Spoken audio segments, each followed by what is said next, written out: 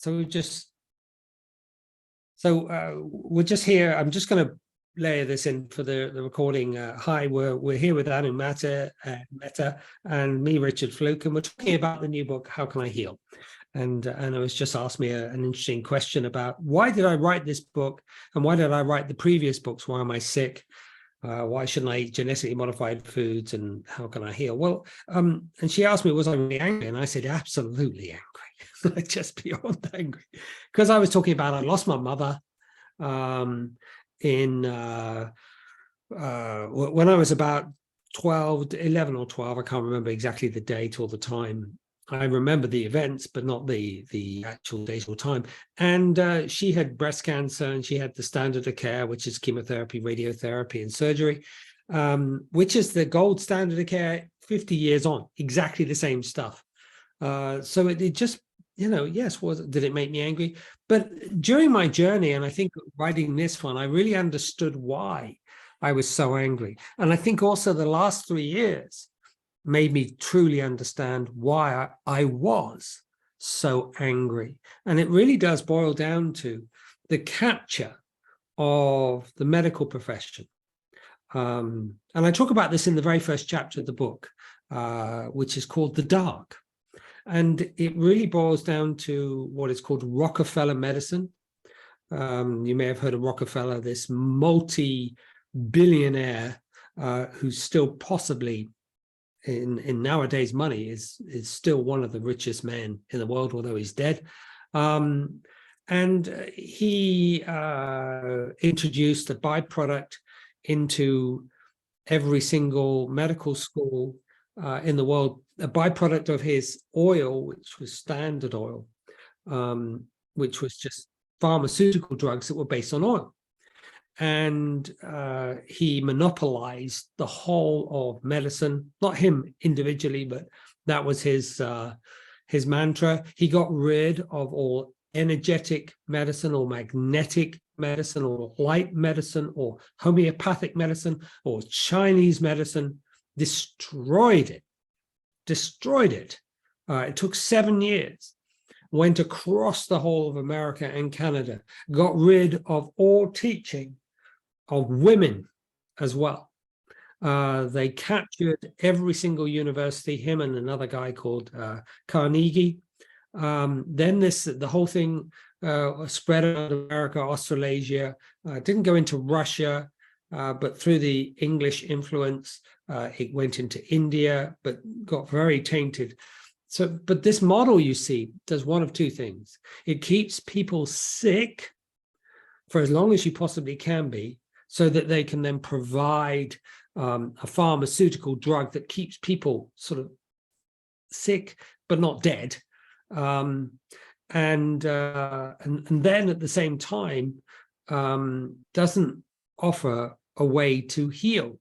And then they wrap all of this up in a very interesting model whereby they say the only people that are allowed to supply these drugs are medical doctors, that vitamins, minerals, and other interventions are completely useless. And then from there, they capture all the agencies or the governing agencies. We see this in the United States, in the UK. I think they've even captured a lot of them in India. They capture politicians, and it's just crazy the way they've done it. And they brainwash people, and they take wonderful doctors. I mean, like I said, some of my best friends are doctors, and they brainwash them, or they stop them saying things that they believe. And it's a very fascinating model. And am I angry about that? No, I'm not anymore, because now I know. And when you have that knowledge, it's okay, because that then gives you the chance to go, okay, so well, if that's that model, and the only people that benefit are the people at the top who become multi-billionaires. We've seen that during the last 3 years, where there was a transfer of wealth from the poor people and the middle-class people to the multi-billionaires. And it was a transfer of trillions and trillions and trillions of dollars. And so people just decimated, their lives were decimated. And yet these billionaires became even richer and richer and richer. And this has gone on throughout all of man's life. So am I angry about it? No. I think there's a shift and a change that needs to be made. But my focus has been healing. And what I realized and what I dug up in the healing were ways that we can heal that you will not know about. I'm sure you might know pieces of it, but you won't know the whole story. So this is why I wrote the book. And did I start off angry? Yeah, absolutely. 2020, I was so frustrated. It actually made me ill. I know. It really did. So I had to clear it because it wasn't serving me, and nor will it serve anybody here. So we just got to learn to bring our healing power back to ourselves and learn how to do that. So that's what that is. Does that answer your question, though, Anna? Yes, it does, because I was so curious, because the way you spoke, it sounded like there was, there's one thing called passion. There's another thing called anger. What drives us really is very, very beautiful. And it's a process, I think. All of us go through anger. That's a part of, I think Janice will tell us, it's a part of grieving. And it's beautiful. So it's not like we have to control our anger or anything. But I was just curious. Thank you so much. And the next question was your journey from why am I sick? And I would keep laughing. Why am I sick? Tell me, why am I sick? To now, please, Richard, how can I heal? And this completes it, because when people knew why they are unwell, the next question would be, okay, now I know. Can you tell me how to get well? So what's different between why am I sick and how can I heal? Thank you so much, Richard. Over to you. That's a great question, really great question. And what's the difference is, well, in 2000 and, I can't remember when it was when I first came across this material. 1993, actually, I came across the material of Hammer's work, and I wrote the book, Why Am I Sick, in 2000, and it was published, the first edition, in 2008, and then it was taken on by Hay House. So the actual story is Hay House said, would you write another book? And I said, yeah, I'll write another one. They wanted me to call that Meta Healing, but that didn't happen. So we renamed it How Can I Heal? And then I wrote why you shouldn't eat genetically modified foods as an attempt to, well, that's me getting angry, because I realized that the whole food system had been captured by big agra, just Monsanto Bayer now, and they it just annoyed me. So I wrote this book.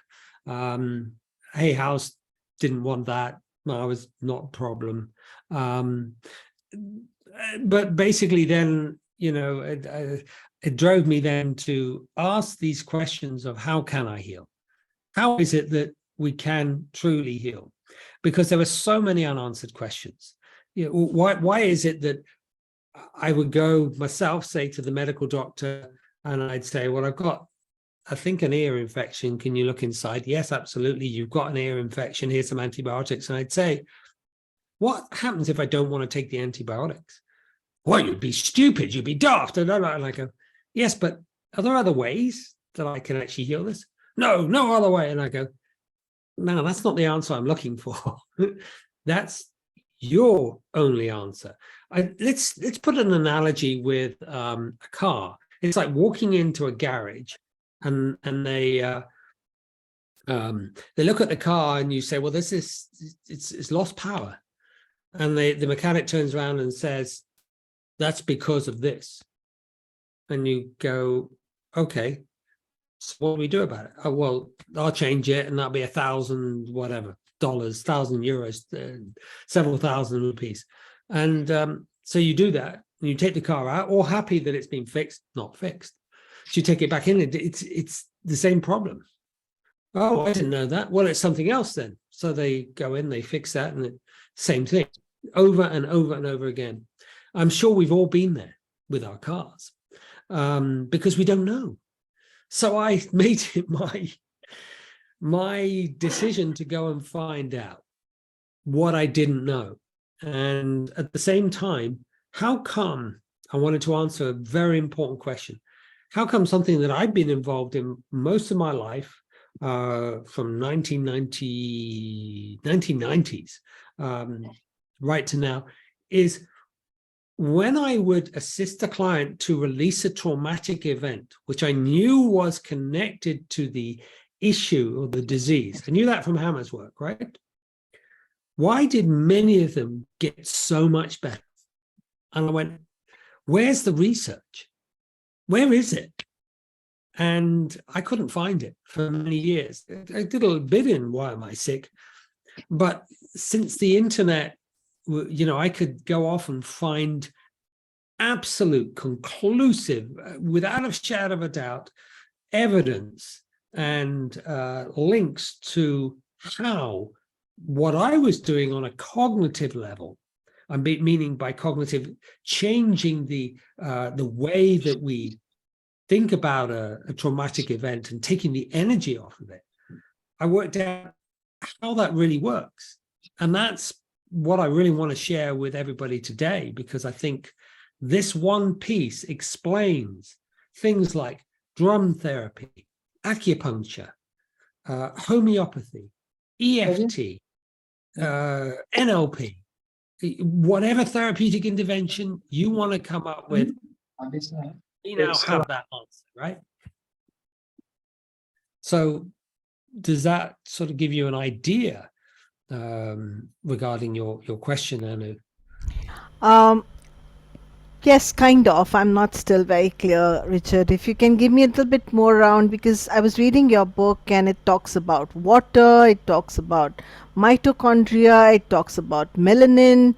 I mean, each of these terminologies are kind of very, you need some time to explain them. But in just if you could give us something which, how is it different? How is it different from New German medicine? How is it different from what you have found out? How is it going to make people look at things differently? I was really curious to know that. Thank you. Yeah. Well, in the last 2 months, I've only pieced all of this together. So it's great to have that. It's in the book, but this just absolutely has changed everything. So let me just say what healing is not. Healing is not DNA. Can I say that? It's nothing. DNA could be somewhat involved, but that's not what it is, which also means that an mRNA intervention, well, that's just garbage. That's interesting as well. Secondly, when we talk about water, most people think, well, the water that comes out of your tap, is that what's inside you? Well, to a degree, but it's very unique, different water, and it has unique properties. We talk about mitochondria, which people probably not aware. They might have done a little bit at school, and they learned about these little things in cells. Yeah, great. So what? And then another thing called melanin, which actually answers the question of how Hammer's work works. But then there's other things which I know from the beautiful Indian people is, we've seen miraculous healings. I know, I've witnessed stuff, right? That go on. And there's also, how does it answer things like, time travel and all that sort of other stuff? It doesn't make any sense. We have all this information, but why?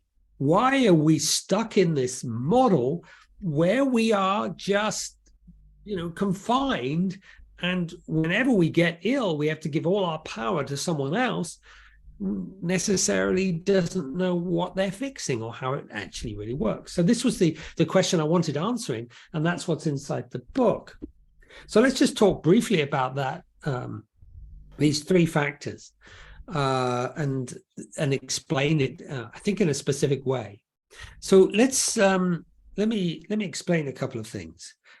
When we are, as human beings, I don't even like to call us human beings, because that's a hue of a man or a hue of a woman. We are people. This is our race, people. And we are very, very intelligent in many ways and pretty daft in others. But we have, how do we work? Why do we get disease? And how can we, once we really truly understand that, how can we heal? And I think the best way to understand that is to go into this beautiful piece of theory that will open up doors to you. Hopefully I can explain it well enough without taking you on too long a journey. And there's one key piece that what we're looking at is Mother Nature. Okay, she doesn't make mistakes, just doesn't. But she's cruel and beautiful at the same time.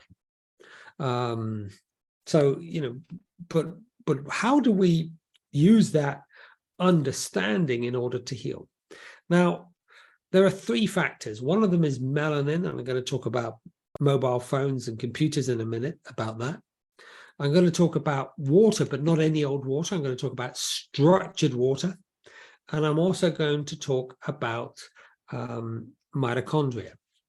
And it appears, well, here's one really basic question. What's the difference between you being alive and a cadaver, a dead piece of flesh? Energy. That's it. Yeah. When you talk to anybody in the medical profession, they go, doesn't exist. No. But it really is real. Energy is the difference. And you go, well, if energy is the difference, why don't we look at energy when we heal? Because if you have lots of energy, I don't know whether you've ever noticed this, people have lots of energy and good energy, and they're alive and they're well and they're kicking and they're enjoying life. They're well, you know, they don't get ill. They stay well. But as soon as they lose that, then it can cause them to get ill. And then other things can happen along the way. And so my answer was, why? Why does that work, and how does it work? What I discovered was that there were three key factors. But in order to understand those three key factors, let's look at a computer, because it's a great analogy, and then I'll link it to a human because it's a bit more complicated. But everybody understands a mobile phone. So here's an iPhone. And an iPhone, inside of it has chips, silicon chips, that allow it to take information that we push in or talk into it, and then display the information back to us on a screen. And it does it in an amazing way because it's touch sensitive, as you know. So there's an iPhone, could be an Android phone. I don't really care which one it is. But they all have these little chips. And these chips, so for want of a better way of describing them, are flat, aren't they? They're flat little chips. I think I even have a picture of a chip in here somewhere I could share with you in case you are most people familiar with silicon chips? Yes, I hope so. If you're not, then let me know and I could put up a picture. But these are the things that process the information from when you put it in to when it comes back out.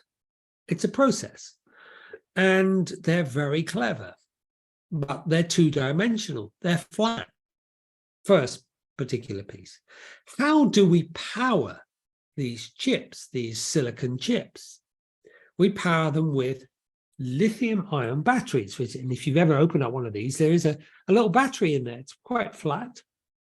I know because I've changed a few in my life. And then also we have memory as well. So if you look inside your mobile phone, you might find it says 64 gigabytes or 128 gigabytes or 256 gigabytes of memory, which is how your photographs get stored, your videos get stored, your information gets stored on the phone. So we have these processing units, silicon chips, who run on lithium-ion batteries or some sort of battery, not necessarily lithium-ion, and they have a memory in them. Well, lo and behold, you are really the first major wonderful incarnation of a processing unit, a quantum biological computer, so to say. But I'm just using this as an analogy. So where is your central processing unit? Well, your central processing unit is melanin. Now, melanin is this stuff that's on the outside of me that's making me brown.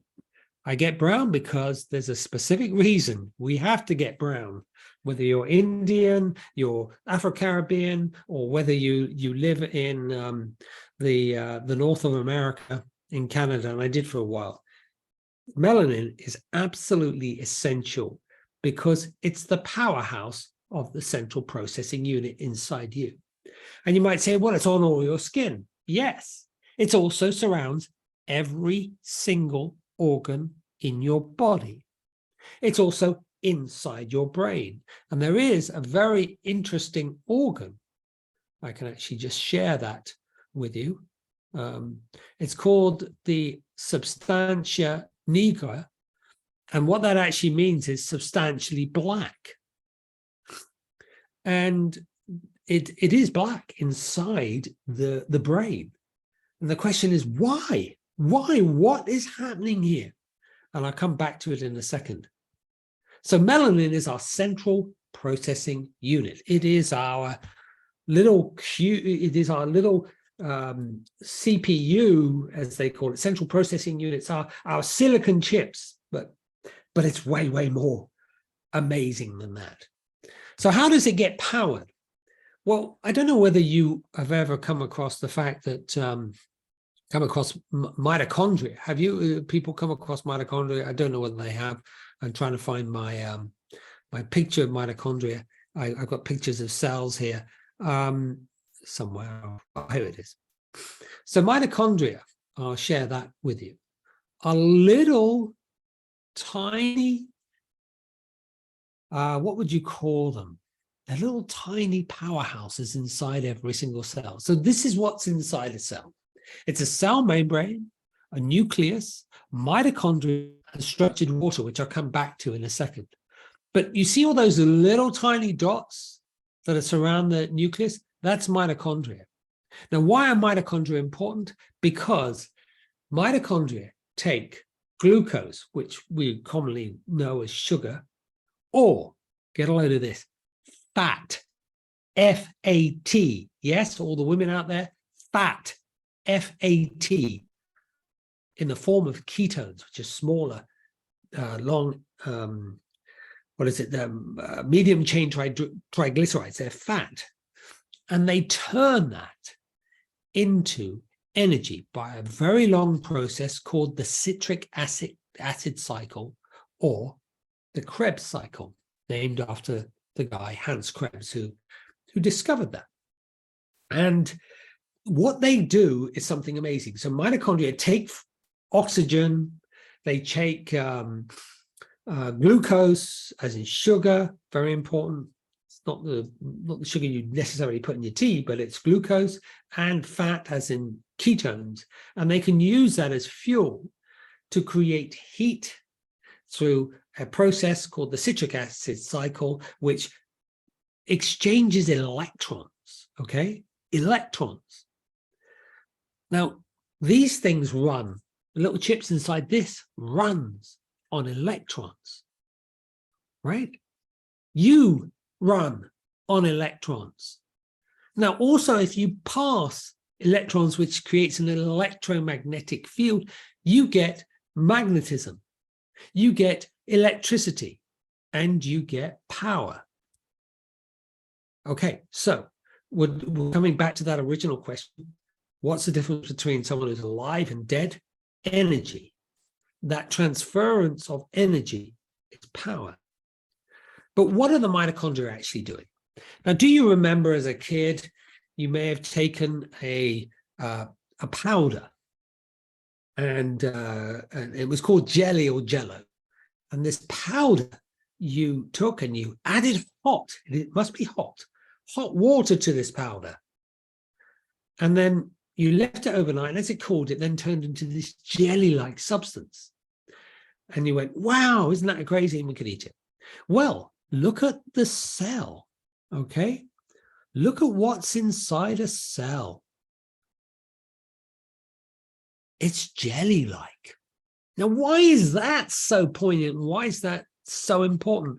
Well, it appears that this type of water does something incredible.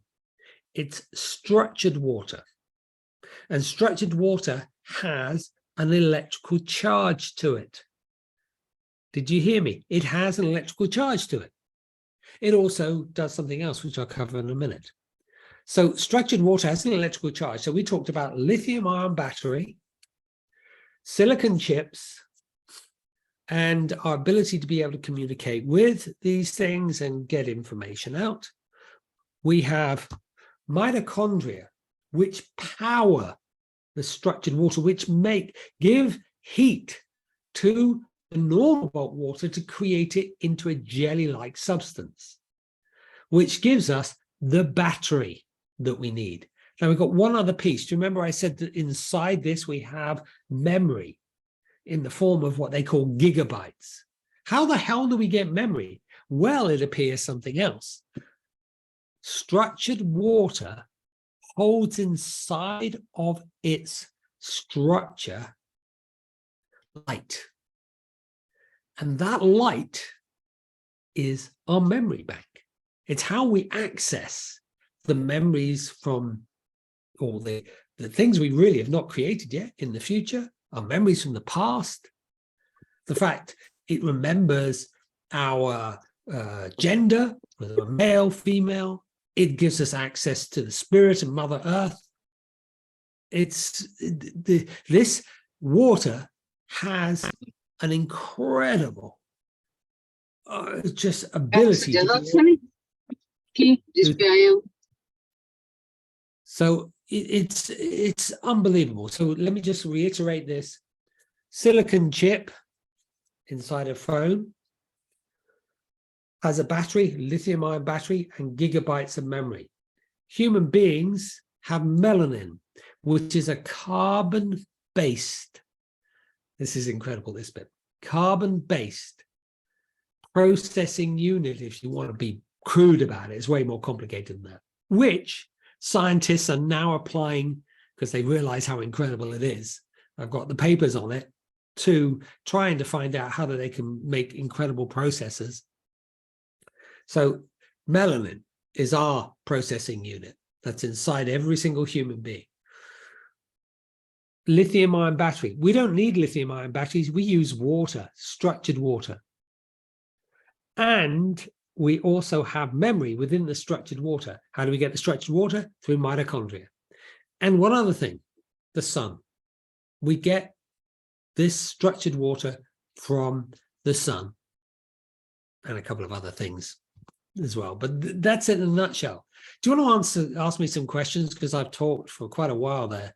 And is there anything else you want to just ask about what I've just said? Because this is going to change everything. Understanding this piece will change everything that you do in the work if you're involved in healing or wanting to heal yourself. So, Richard, thank you so much. I didn't want to disturb you. You were like, like I said, you were like so into what you were saying. Just a small bit, when we talk about healing, we talk about energetics. How do you know that energetics really exist? How do you know that healing really does happen? Because you might tell me, okay, this is all there. I understand that, but how am I going to heal myself from this? And what's healing got to do with this? Thank you. That's yeah. That I can answer. Let's go back to our computer, okay? And we can understand something about our computer. Let's take what is called a logic board of a computer. Now, this is a thing inside your computer that takes all the information, processes it, and then throws it back on the screen. It's what you're using right now in order to see me. It's incredible. The technology is absolutely incredible. But then just look at you or anybody you love or anybody. You are way, way, way more incredible than that. But, and it is a big but, forget the pun, what actually causes the, let me just see, it's not showing up here. What causes the problems that we have inside of us is, there it is. I got to just find it on the screen. Where is it there? Is this. Now, when things go wrong in a microchip, it's really interesting, because if you take a thermal camera, infrared camera, and shine it on a logic board, well, this is one of those logic boards that you can see, you'll see if there's something wrong, it glows really hot. Now, this is a two-dimensional board. It's flat, right? So it glows hot. We are not two-dimensional. We are three-dimensional. And this was to the work of the HeartMath Institute and various other things as well, and understanding acupuncture and how we actually function. We, as a human being, we have a top. Let me give you a picture. We have a top, which we call spirit. We have a bottom, which we call earth. We have a feminine energy, a yin, a masculine energy, which is a yang. I like to put it, could be seen differently, but a future and the past. We are not flat chips. In fact, our melanin has a top, a bottom, a left, a right, a front, and a back. It's cube-like, actually. And so unlike a very clever but pretty dumb mobile phone or computer, we are three-dimensional, physical. Now, it appears, and this came about through something that happened back in 2003 with me and another guy called Tim Hardman, is that when we have a shock, something I coined, which was a Yudin moment, maybe I ought to go back to what that is. That Yudin moment shows up all the way around us, except in one of the cubes. Before I go into any more detail, let me just explain what a Yudin moment is, which also talks a little bit about the book as well, because inside the book, it's not all theory and all, oh gosh, and really complicated stuff, as Anu will testify. It's about a lady called Marcy who gets breast cancer and says she doesn't want to go down the traditional way, works alongside a medical doctor and me and another group, a team, and she heals herself. Okay, she heals herself. So we release the traumas, we do lots and lots of things. And her name is Marcy. She's from New York. And so she starts every single chapter in the book. So there's this story that goes all the way through. And as I mention something, I put a citation to it, and then also go into the theory in each one of the chapters, of which there are 5 steps, maybe a little bit more on that in a moment. But let's just talk briefly about a Yudin moment, which is my bog standard way of explaining this. Richard. Before you go there, can you tell people if they have to buy this book, where do they go? Because they might if they want to buy this book, how do they go about it? Because it just sounds like, oh my God, so much is there and I really want to have the book. Then what do I do? I went overboard, honestly. I went absolutely overboard on all the citations, but I also wanted to be something anybody could read. You didn't have to be a medical doctor, or a psychiatrist, or have a degree or a PhD in X, Y, and Z. You could be a 13-year-old person and still get this, right? Okay, and it gives you answers that you honestly, just crazy, obvious, simple stuff. Some of it you could spend a lot of money on doing your healing, but most of it is super easy and super cheap to do. Because I was always thinking about the Indian people. They can't go off and fly from the United States to Germany to do a 20,000-30,000 detoxification. I can't afford that. So, why would I even suggest it inside the book? Okay. But you can do detoxification yourself very simply, for example, with charcoal, it's just, So this is where the book is. You can get it on Amazon anywhere in the world. I didn't really want to use Amazon, but this was the quickest and easiest way to get it everywhere in the world. So I don't know whether they have Amazon India. Do they? Of course, they have Amazon in India, and every one of you, you can pick up this book from Amazon. And once again, what's the name of the book? How Can I Heal? So this is How Can I Heal by Richard Flook. And of course, he'll take us through further. Yes, Richard, please continue. Okay, so let me just talk about a Yudin moment, because this is very relevant. This is something I coined many years ago to understand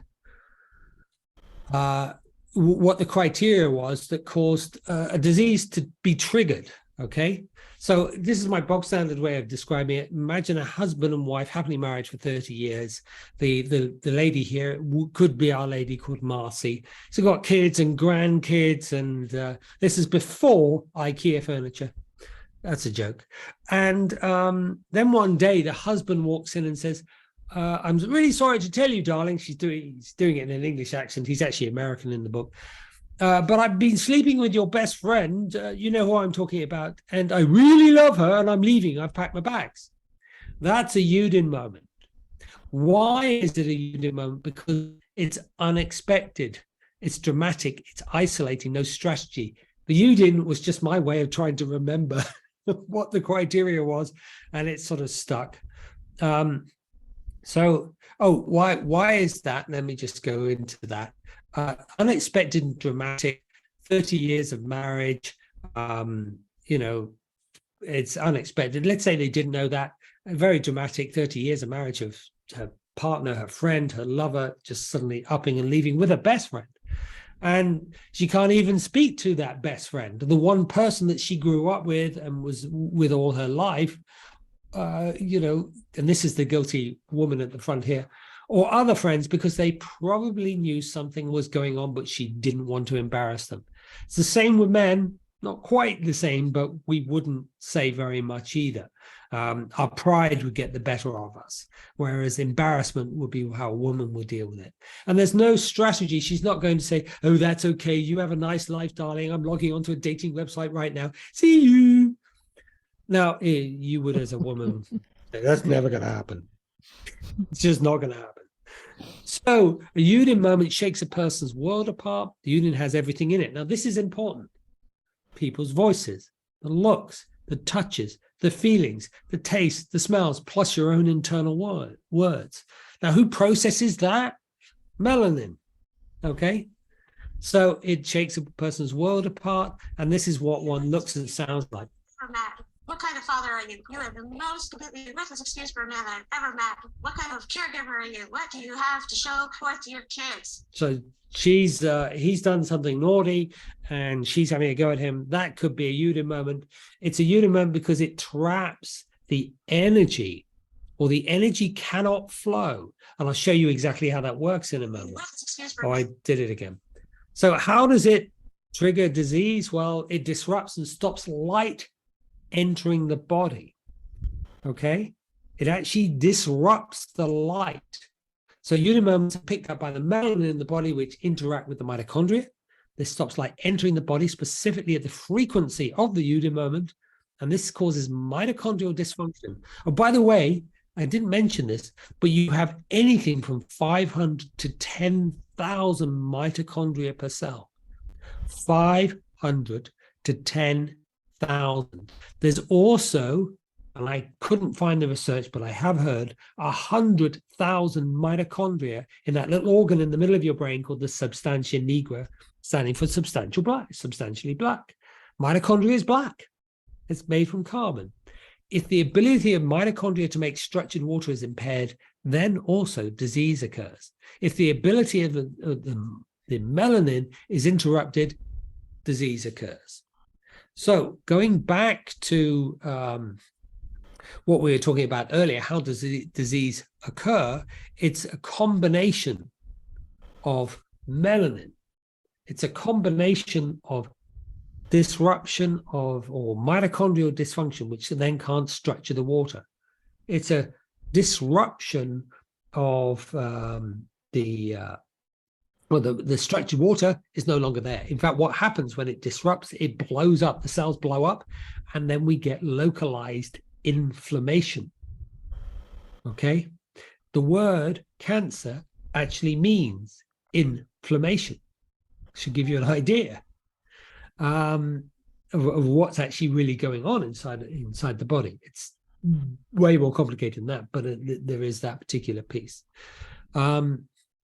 The other thing that is important is, notice I didn't mention DNA,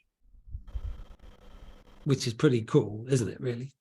Which also says that what the medical profession are doing, going down this DNA line, is the same with what they did in 2020. Is they say, look at my hand and not what we're really doing over here. Okay, don't focus on that. Just look here.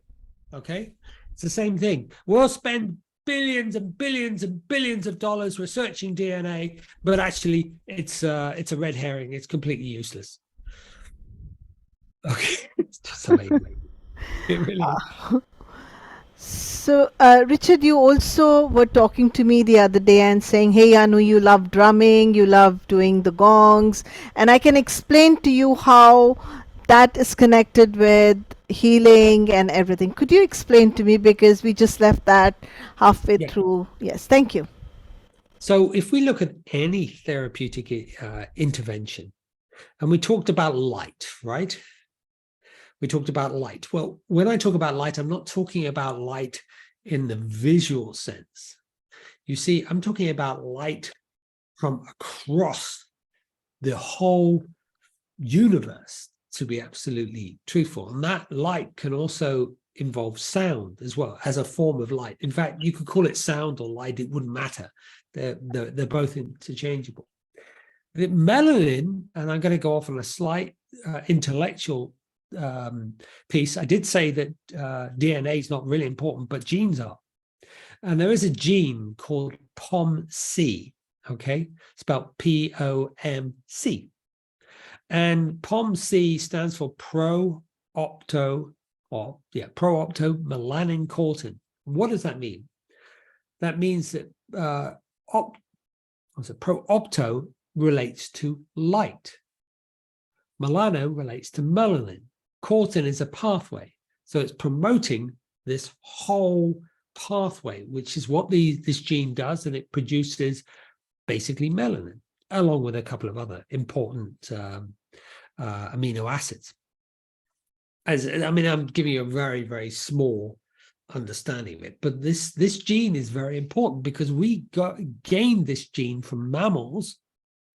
And there was a cataclysmic event called the K2 event, where I'm sure you've come across this, you may have read about it, heard about it, seen it, where at one particular time, there were all these dinosaurs on the planet, and then pop, they all disappeared. Now, it appears that what happened was the dinosaurs lived in between a certain longitude and latitude on planet Earth. They didn't go above, and they didn't go below. And this an asteroid landed. It was 50 miles wide, which is like 80 kilometers wide, on planet Earth, and just shrouded the whole of planet Earth. And subsequently, the dinosaurs couldn't get food, and these dinosaurs were voracious eaters. They needed to sometimes eat their 3 to 4 times their weight in food a day. So if there's no food, they didn't survive, and that's apparently how they died. Now, during that time, there were these little furry critters in the ground who would hibernate, and they would also hibernate in the winter, and they would also be able to stay underground as well for very long periods of time. And they had fur on the outside of them, and there were other ones as well called birds.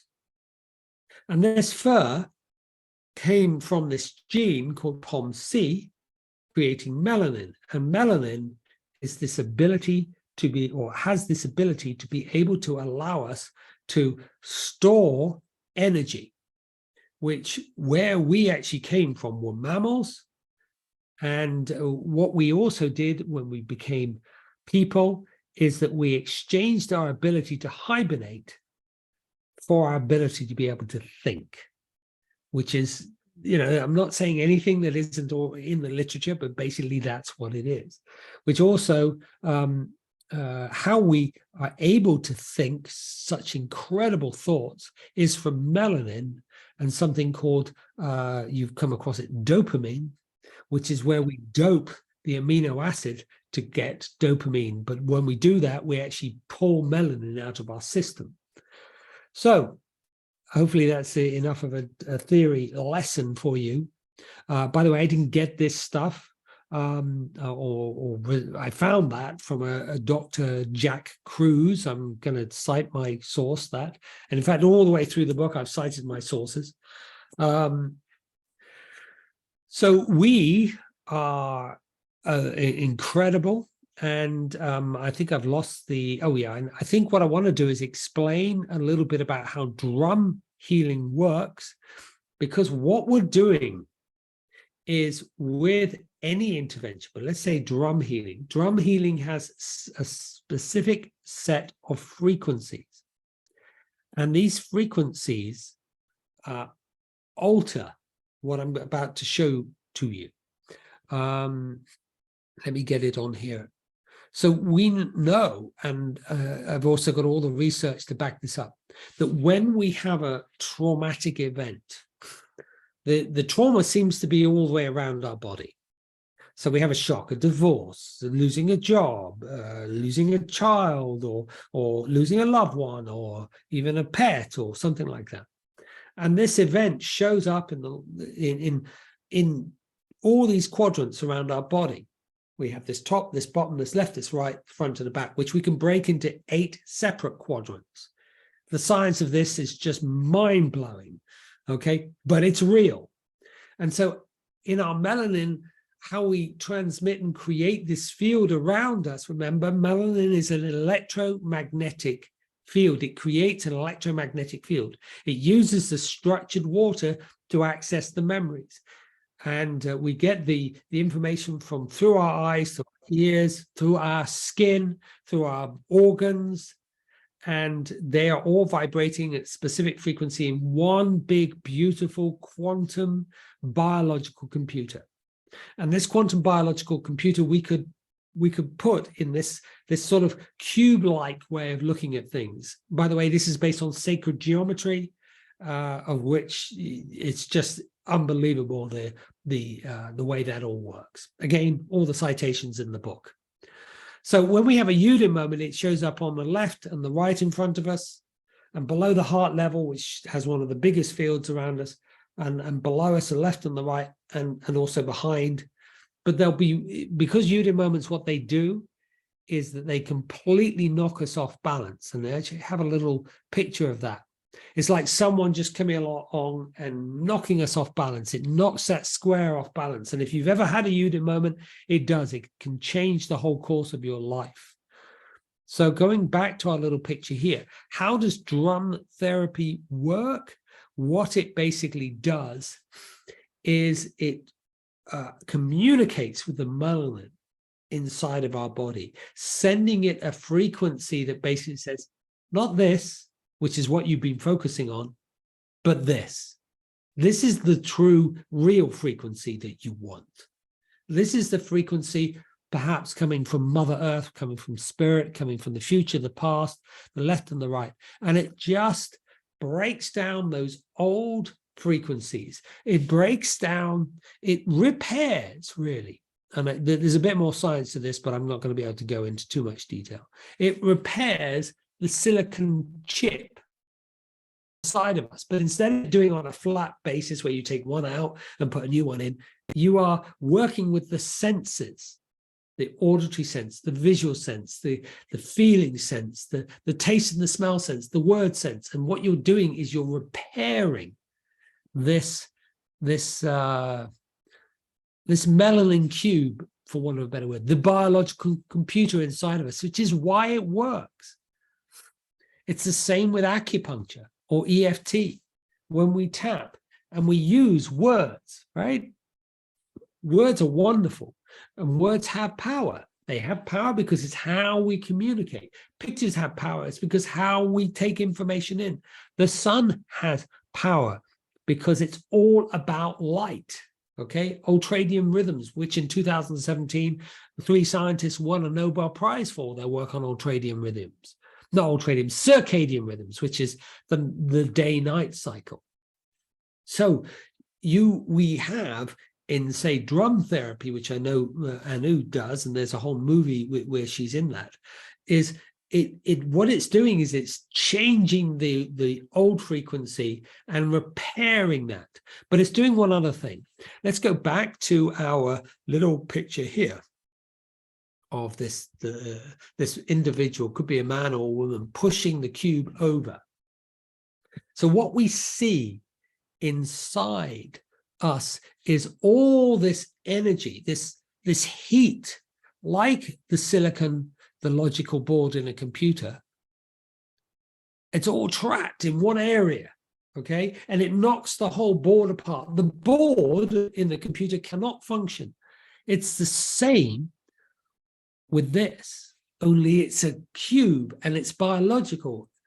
And it affects one specific organ because the organ, remember I said at the start, has melanin all around it. It surrounds the organ. Here's something that will just absolutely blow your mind.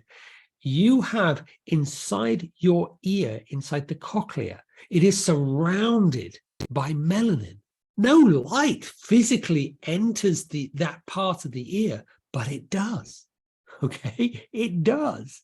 Again, why drum healing is so important, because you're working with that massive universal light spectrum. And melanin is carbon based, meaning it's black, so it picks up on all the information coming from outside and then uses that information to create our interface for a computer world. I don't even like this way of putting it, but it's just one way to understand it. So a Yudin moment knocks us out of balance. And what we're doing with drum therapy is using the correct frequencies to recorrect that cube and push the whole thing back into balance. I think I have a picture of one in balance. I don't have one here off the top of my head. I'll have to pick one up. Yeah, I'll go and see if I can pick up a one with the next moment in it, which is wonderful. But basically, the Yudin moments disappear and the cube goes back into balance. Does that somewhat give you an idea of what's really going on? In other words, you're not using drums to heal, you're using the energetic frequencies to rebalance the whole body, to take away the Yudin moments and to allow the individual to learn, to grow up and go beyond that whole interface without actually having to physically use language to do it. But we can do it with sound, we can do it with electricity, we can do it magnetism, we can do it chemically. I don't know whether you've come across these psychotropic drugs now that people are using, where they're taking them into a different realm. You can use Joe Dispenza's work, which is all about meditation. Let's say, the Indian people have been using meditation, well, forever. We can use it through fascia decompression, where we're going inside the fascia and pulling that out. Every single modality has a place that can assist a client to heal themselves. So, as Janice says, if each resonates on different frequencies, do you need to use different rhythms or on a drum for different issues? I'm going to give that over to Anu. She'll answer that one. So the different instruments will have different kind of frequencies, and depending on if you're playing a gong by itself has I don't know how many frequencies connected in a gong. If you look at the sound bowls again, the sound bowls will have various different frequencies. It depends. Are you going to say, oh, this frequency is going to help me? It's not cognitive. So you're not going to decide, oh, this is what I'm going to be playing. The gong has got multiple frequencies embedded in it. Similarly, when you're playing drums, you're playing different beats. It is going to create different kind of frequencies, and that itself is required. It's a mix of various frequencies which are required. It's like how you have a rainbow. You have different colors in it, and you're not going to say, hey, that's the only one color that I'm going to be beaming out. The white light is there, and what you require, you take from the white light and you heal yourself. Similarly, the sound is there, and which is really going to, your body's going to decide what it needs, and it takes from that spectrum, and I rather than saying healing itself, how Richard said, it realigns itself. So it feels to me that the Udins have got sound, which is negative. I wouldn't say negative, but it's not really sound. It sounds more like a noise. A noise can be then transformed into something meaningful, something which is vibratory. And even when we are saying mantras, yeah, even you're looking at Buddhist mantras or Om mantra, all these mantras have got vibration. What we are actually taking in is the vibration and the frequency of that vibration. I hope I've answered that. And Richard, there are many people who want various answers. Nehal is asking, does that mean sound is going to heal? Would sound healing be one of the modalities, is what Nehal is asking, to help people to get back? I think we've already answered that. Is there, Nehal, do you want to ask something else? You can unmute yourself and ask, please. Nehal, are you there? Well, while she's unmuting herself, is that would sound healing be one of the modalities? There are numerous modalities. Yes. And it really is one that you're going to respond to. In fact, I would say it's not just one. It's a combination of multiple modalities. But I think the work I've just shared with you is going to change things, because we could take, say, for example, sound healing. And I've seen this with the Tibetan gongs, where they take the gong, okay, and then they wave it all the way around you. They say, oh, it's in the chakras and everything. It is, okay, it is in the chakras, but that's not exactly how we can make this work. If we access the Yudin moment and actually go into it, because it's in a specific organ, but we find out where the energy is not flying, where it's trapped, where it's like that board, it's sort of all hot in that one area, but the rest of the board is cold. Okay, or it could all be the whole board is hot, but that one area is cold. If we go to that one area, let me just show you that slide again. If we go back to that one area, all right, and use this understanding of melanin, mitochondria, and structured water, and we focus the energy in the place where the client needs to pull the whole energy back and bring the cube back into balance. If we do that, we can accelerate the client's healing and not have it be, well, we should use this drum or we should use that drum or anything else like that. We can just be way, way more precise. And we could do the same with EFT or matrix reimprinting, which is Carl Dawson's work. Instead of going, well, let's tap on that particular thing, we can go, no. It's here. This is where the problem really lies. And so let's focus on that, because that's the biggest piece. We solve that and it'll be like a house of cards. Everything else falls down. And this has been my experience now, using the cube to assist people to heal. And I even take them outside the cube, so they're looking down, seeing down, hearing down, feeling down, tasting down, smelling down on their cube. And they go, oh, really? Did I create that problem? And you go, yeah, you did. And they go, oh, I can let go of that now. Boom, and it goes, pops out the system. And that's using sound frequencies in voice as a frequency. But you can use a drum, you could use tapping, you can use acupuncture, you can use homeopathy. But let's also put this into other contexts. That's just the melanin. We also must restructure the water inside the body. Now, what destroys structured water are electromagnetic fields. 5G, 6G is coming. Mr. Elon Musky rat upstairs throwing down loads and loads and loads of satellite frequencies. These are non-native electromagnetic frequencies. You need to just mitigate them. Just switch off your mobile phone, your Wi-Fi router at night. Find a place where you can just earth yourself, because earthing is not crazy either. You need it because you came from the earth and you'll go back to the earth. You know? Anyway, I'm off on a slight tangent there. Thank you, Richard, for that. And we have a beautiful person over here from Vastu Word. I hope that's Mayank. Mayank, are you there? Mayank?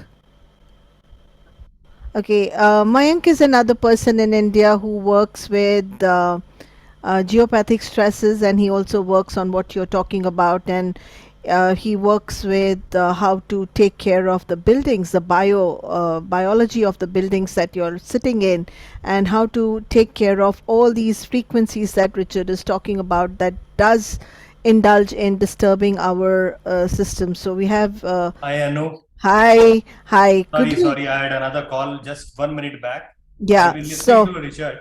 Yeah. It's such an amazing talk, amazing understanding of energies and body and sound. Everything is so intriguing. Yeah. So, Richard, this is Mayank Barjatia. He's in, has his own holistic place, and he's created what is called Prithvi. It's amazing. And Mayank, this is my mentor Richard Flook, who has come up with amazing stuff, and I just feel that two people are talking similar stories, so I just called out your name. And it's wonderful, and I have been hearing about you, Richard, since long from Anu. He's always been talking about you every time whenever we are talking about energies, and so your name is very familiar to me. Good to see you today. It's real. Face to face. Yeah, this stuff is real. I mean, yeah, I know you guys do a lot of stuff with pyramids. It's real. This is not made up. When I first came across it, I said, no, this is not real. Where's the science? It's here. I put it in this thing upside down. I put it in this thing. This stuff is not woo la la. It is not made up anymore. It is as real as I am sitting here. Okay, pinching myself, and that hurts.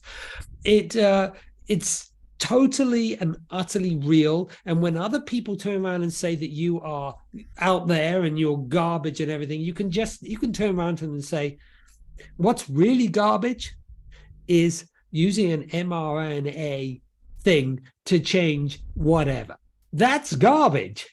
This is really real. It is not made up. It is not garbage. It happens, and it explains the different levels that we can go to, why also we can tap into energies that supposedly are not even on this planet, why we can actually live in a building and the building frequencies are all over the place. It explains that. How does it have that effect on us as a person? This is what I'm saying to you, and it doesn't matter whether you're doing Vastu or your particular work or working with any of these things are as real as I said, as I am sitting here or you're sitting there. So we're now starting to, well, I think we've got the understanding. And like I said, I only came across this, when was this? Actually, just before I published in June. I pieced it all together. And then I put it in the book. My wife was going, no, you can't write another piece. I said, I'm going to put this in the book. I put it under the mechanics of a eudaimoment. But I also then written more about it, and now we're here talking about it. And there's so much more inside the book which I haven't talked about, but this is the most exciting piece, and I'm excited to share it with the Indian people because they get this, right? They know, oh, it's rubbish, but they're often told, oh no, we have to have a medical model, and the Indian people are going, oh, that doesn't always work. We also have another very amazing person here, Dr. Kwesi, and he takes care of, he talks about the color cube, and it feels like you brought in the cube, and you also talking about how overcompensation is happening when there is something that's missing. Dr. Kwesi, if you could just come online for a minute and just say hi to everyone. And we have Janice over here, and we have Joe here. So a lot of people to hear you out today, Richard, and we must continue our conversation.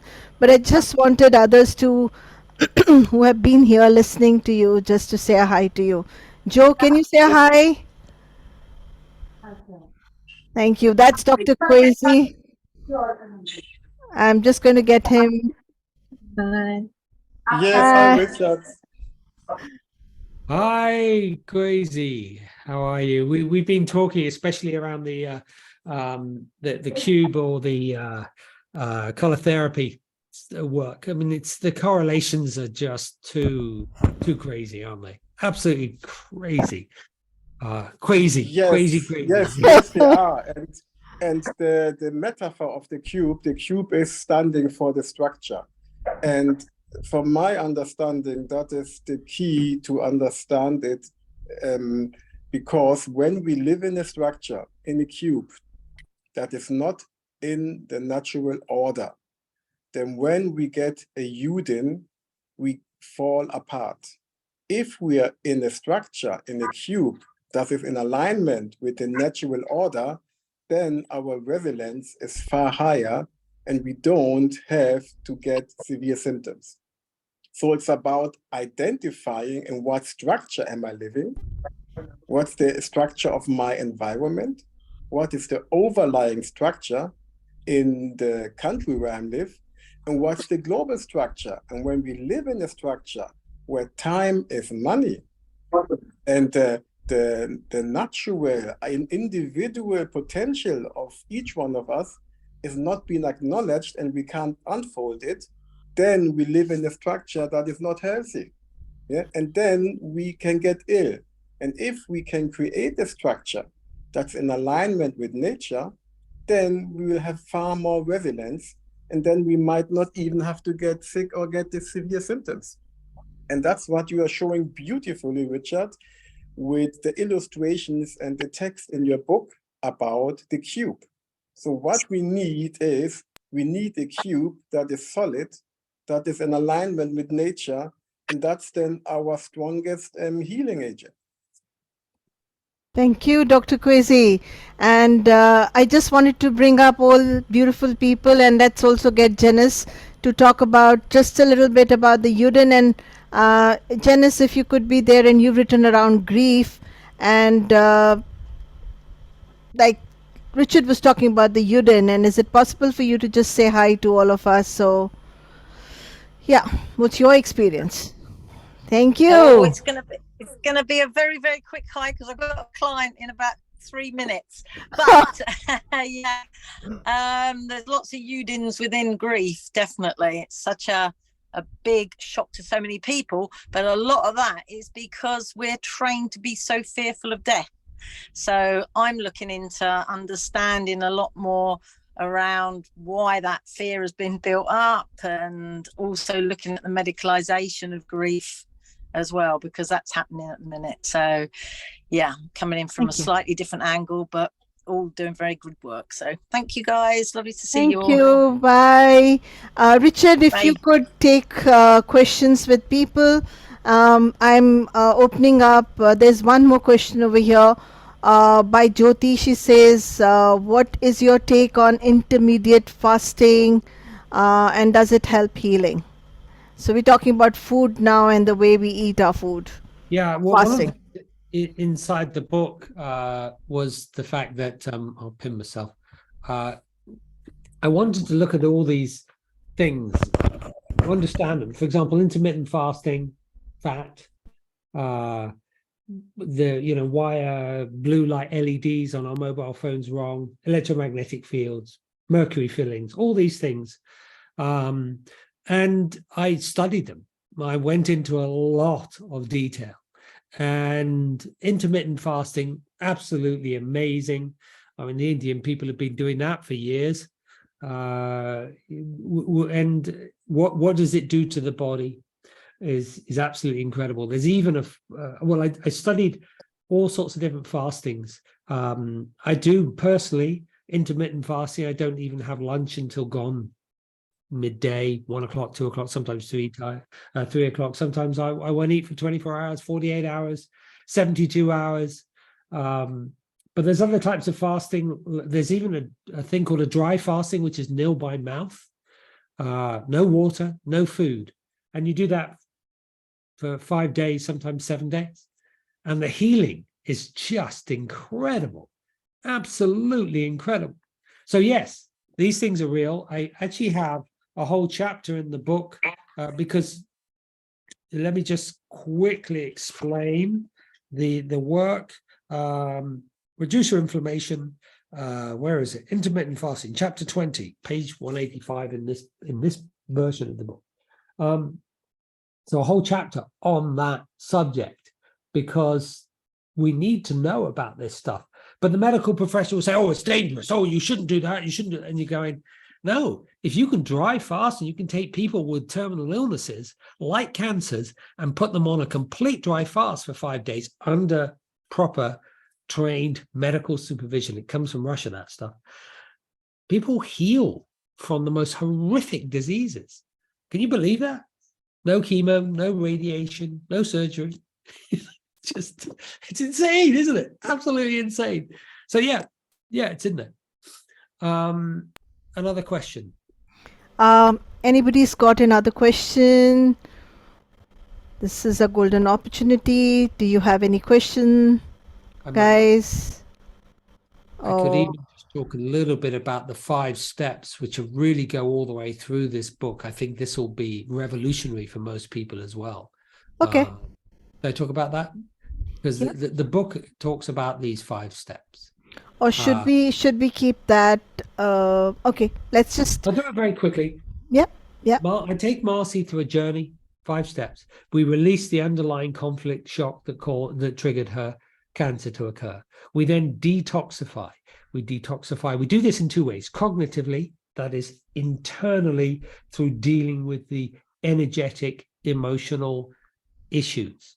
And then we also do it in another level, which is the external environment. So we reduce the toxic overload of, say, amalgam fillings in the mouth, which are highly, highly toxic. Getting rid of genetically modified foods, highly, highly toxic for the body. Changing the environment as well, which can be highly, highly toxic. As we know, with water just running under a building or something can totally disrupt the magnetic fields inside a human person and cause disease. So dealing with all of that. Then I looked at inflammation. I said inflammation is all about cancer. In fact, the word cancer is inflammation, but only I can't remember where it comes from, Greek or I think it's Greek or and inflammation is absolutely key. Now, I know if you've studied with me or with Anu, then you're probably aware of something called the kidney collecting tubule syndrome, which I actually pieced together how it works. Anu, you've got to get to that chapter. It will blow your mind. Absolutely wonderful, wonderful work.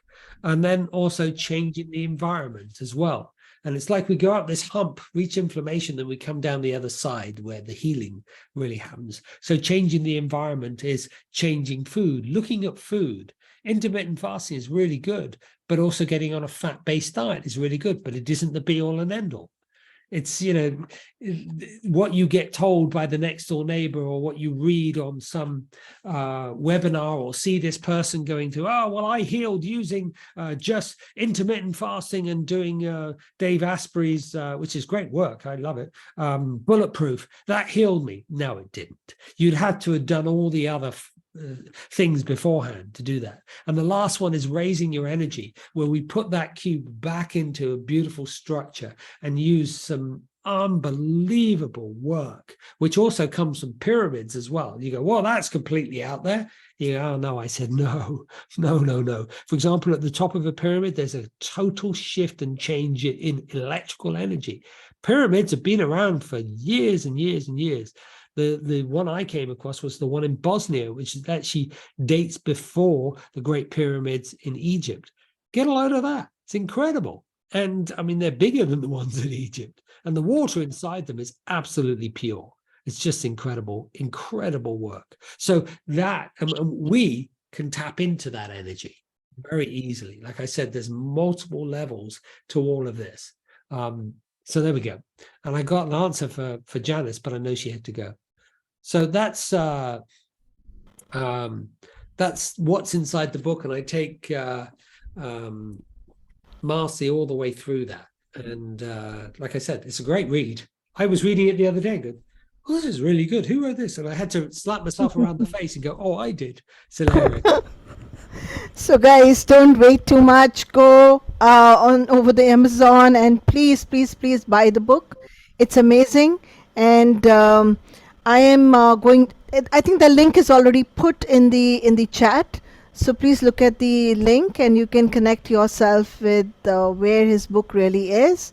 Also, I will be bringing him back again, and I've really requested him to be having another talk with us, because one talk is just not enough. It's too wide a topic. So I've requested Richard. Richard, can you please be with us once again? Please? Yes, absolutely. Absolutely. I don't know why you can't get it in paperback in India. That's crazy. Right. Forgive me. And can you, if you go to my website, maybe it might actually do that. richardflook.com. I think it's /books. I'm just going to put that in and see what happens, because it should pick it up. And if it doesn't, I'll go into Amazon and alter it. I apologize, because I thought it was available in paperback, because I can't read a Kindle. It just drives my eyes absolutely nuts. I can speed read a Kindle, but I want to read something tangible, because it does exist in paperback. I might even make it hardback as well, just for fun. But there we go. So Okay. sorry about, yeah. Yeah, so I think Richard is going to make, it's always nice to have some blooper like this, because it helps us to innovate and create something more meaningful. So now that we know that there is something going on there, I'm sure Richard is going to make sure that you guys get a book. And sometimes if there's a resistance on either side, you're going to have a bigger breakthrough. So I'm really so lucky, not just to have so many minds together over here on this platform. And I am so lucky to have Captain Kirk from my childhood days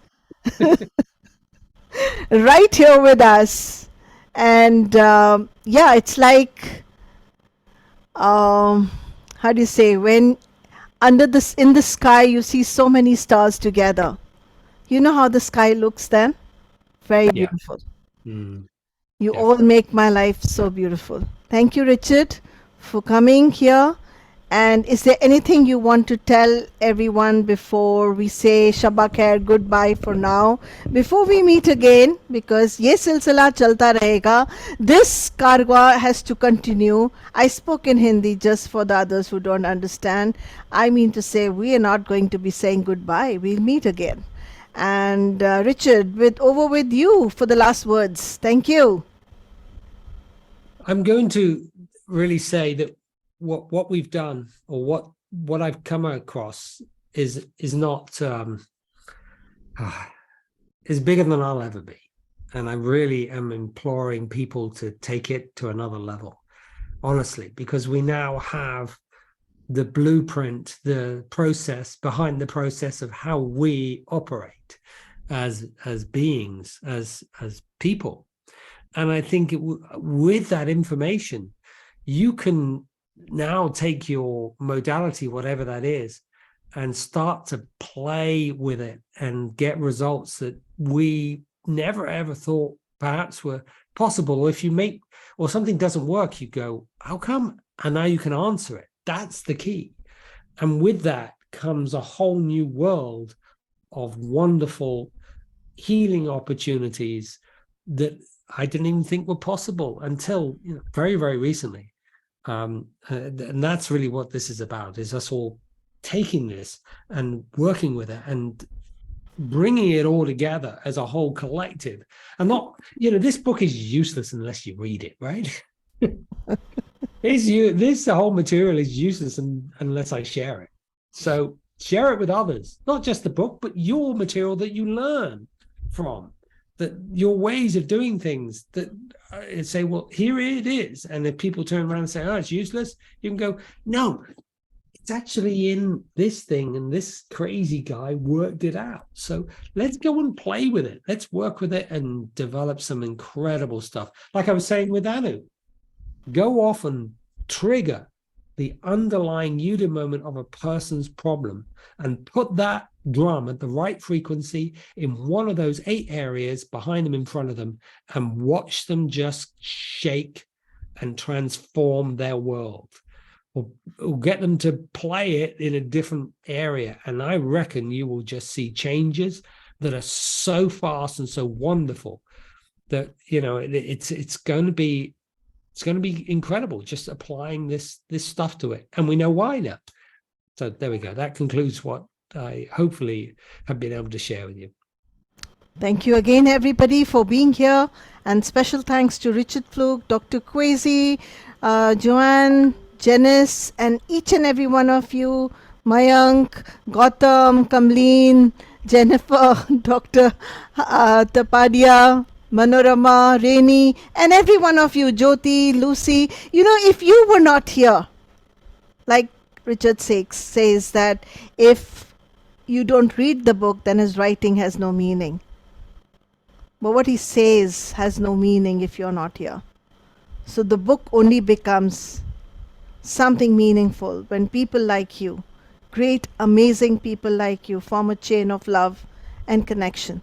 And this knowledge, you know, even when we all go away, this knowledge stays here forever. And to that, love and light to all of you, and catch you again. Dhanyavad, shukriya, bahut shukriya, and thank you very, very, very, very much.